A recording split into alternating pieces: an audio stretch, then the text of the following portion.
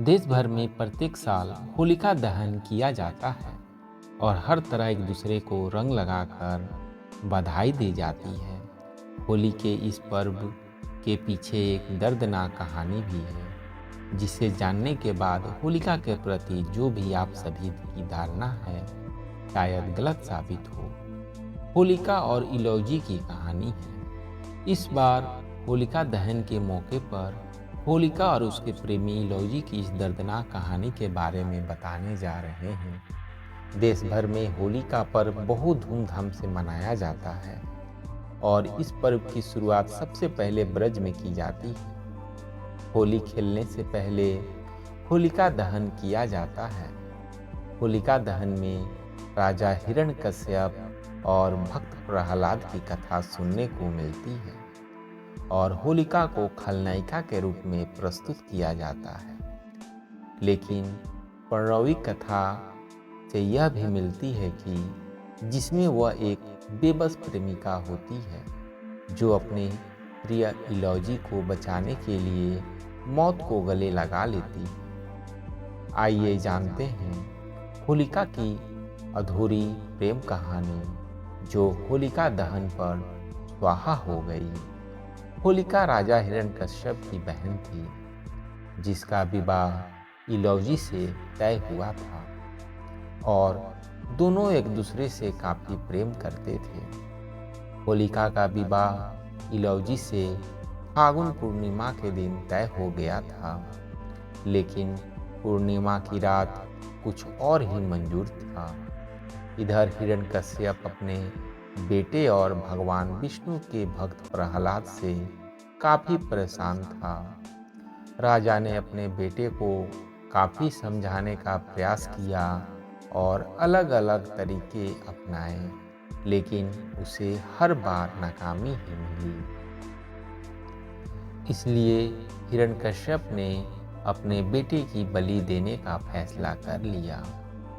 इसलिए होलिका को अग्नि से बचने का वरदान मिला था, तो हिरण्यकश्यप ने एक योजना बनाई और अपनी बहन होलिका को इस योजना के बारे में बताया।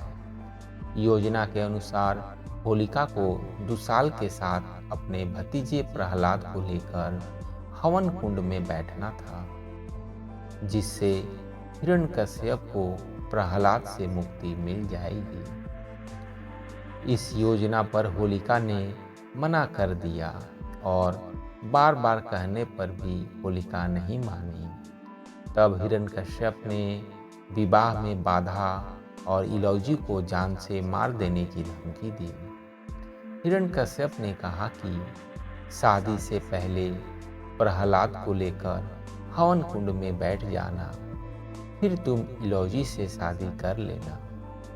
बेबस होकर होलिका ने अपने भाई की बात स्वीकार कर ली और प्रहलाद को लेकर शादी वाले दिन ही यानी पूर्णिमा तिथि को हवन कुंड में बैठने की योजना बनाई।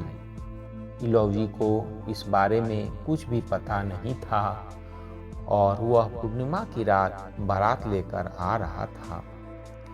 होलिका दुशाल के साथ अपने भतीजे विष्णु भक्त प्रहलाद को लेकर हवन कुंड में बैठ गई, लेकिन अचानक से हवा ऐसी चली कि दुशाल प्रहलाद के पास आ गई और होलिका जलकर भस्म हो गई और प्रहलाद का बाल भी बांका नहीं हुआ। बारात लेकर पहुंचे इलौजी ने जब यह देखा तो वह यह बात स्वीकार नहीं कर सका और वह भी अग्निकांड में कूद गया।